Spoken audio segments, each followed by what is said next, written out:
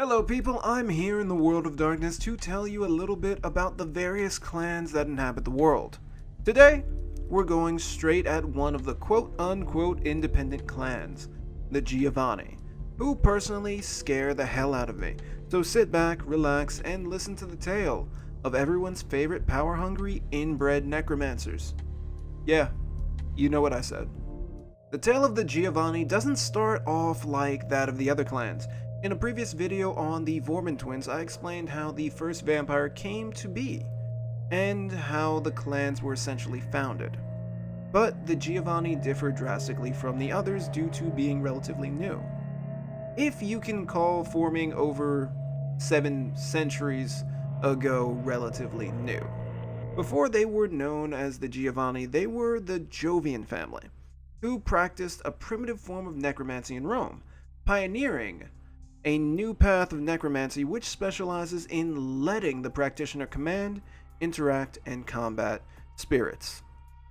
During the Venetian Renaissance, they rose to power as the Giovanni, with one N, and then later they adopted the more modern spelling.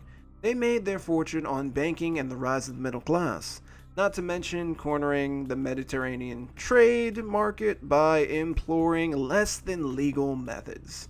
With the family's rise to power, so came a craving for even more power.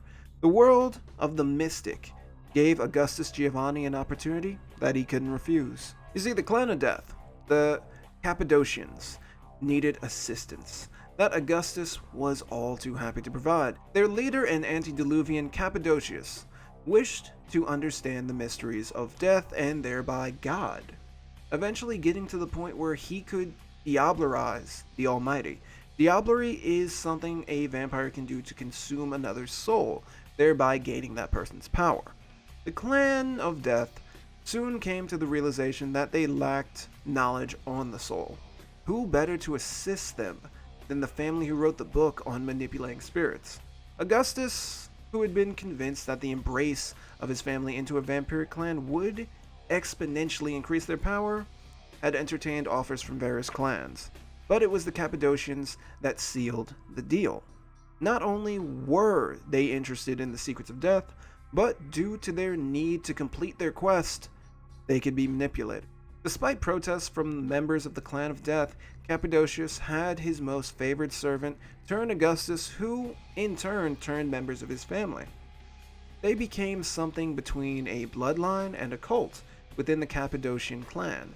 As the necromancy experts, they quickly expanded the field, all the while maintaining a distance from their parent clan, which was, of course, all planned. In 1444, Augustus's plan was completed. He had diablerized an antediluvian, gaining its strength, and usurped the Clan of Death, replacing it with his own. It took a few centuries to wipe out the stragglers, but by almost a century later, the new clan was accepted by vampire society as its replacement. Ever since then, they have labored to bring a warped version of Cappadocius' plan to fruition.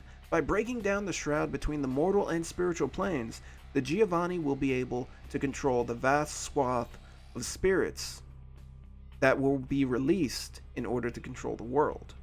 Many clans refer to the Giovanni as the Devil Kindred for their interests in necromancy and for usurping another clan.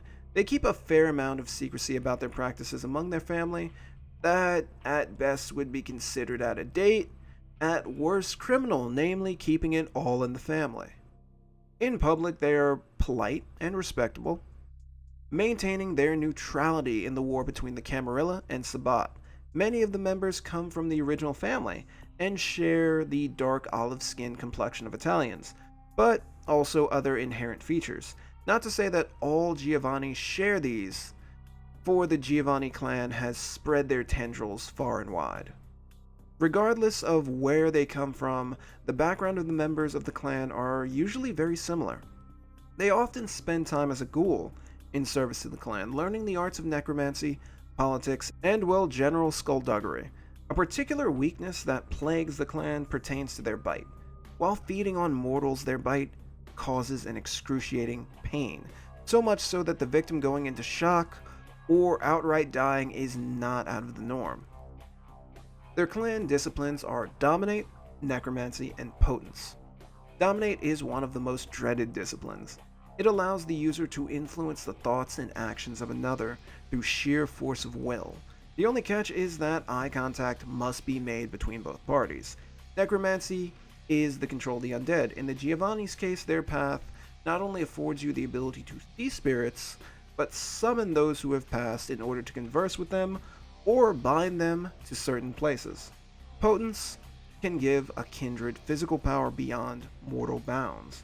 Whether it's through outright control of another's actions, the spiritual, or plain old physical force, the Giovanni have the tools they need to further their clan's ambition. How do they see the other clans? Well, none too favorable. They warn the Assamites that all the money in the world won't buy you passage back from the grave. They also believe that the followers of Set are dangerous relics, deluded by a primitive grasp of what lies beyond the shroud, and who would know better than the ones who seek to control it?